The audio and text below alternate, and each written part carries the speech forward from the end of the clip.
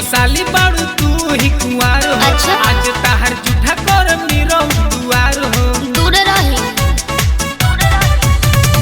एक ही गो साली बाड़ू तू ही कुंवार हो। आज ताहर जूठा कर मीरो दुआर हो। हटी ना ए साली ऊंचा रंगम रंगम ताहर खलका। अरे रंगवा जोनी रउआ डाली ललका है जीजा होई जाई झलका।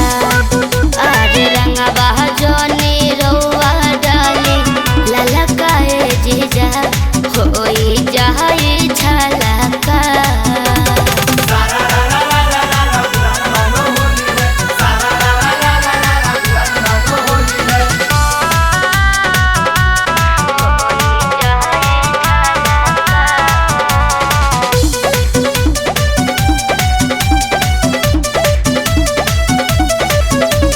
बाबे जगहिया अन्हार दिया बार ले मजी। अरे साली के नाते है जीजा माजा मार ले मजी।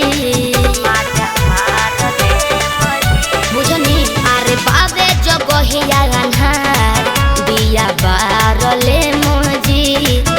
अरे साली के नाते है जीजा माजा मार ले मजी।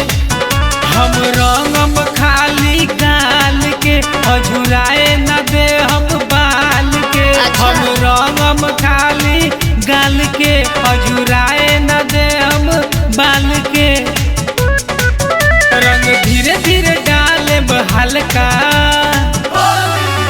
अरे रंगवा जोनी रउआ डाली ललका है जीजा होई जाई झलका।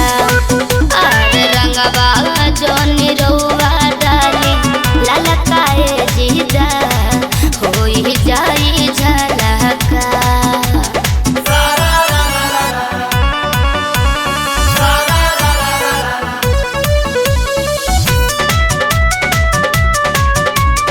presented by Vincent Music.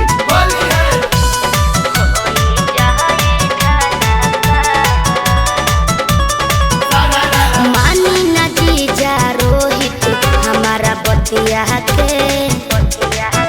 अरे दीने से बानी लगावत छोड़ दी रतिया के। अरे काहे नहीं मानो। अरे मानी जा जीजा रोहित हमारा बतिया के।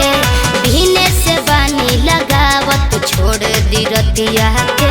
आज जी भर के खेले द होली हो अपन लहमो रंगे द चोली हो। अच्छा। आज जी भर के खेले द होली हो अपन लहमो रंगे द चोली हो। हटी ना आ पूरा गीला गीला करे द सुखाल का।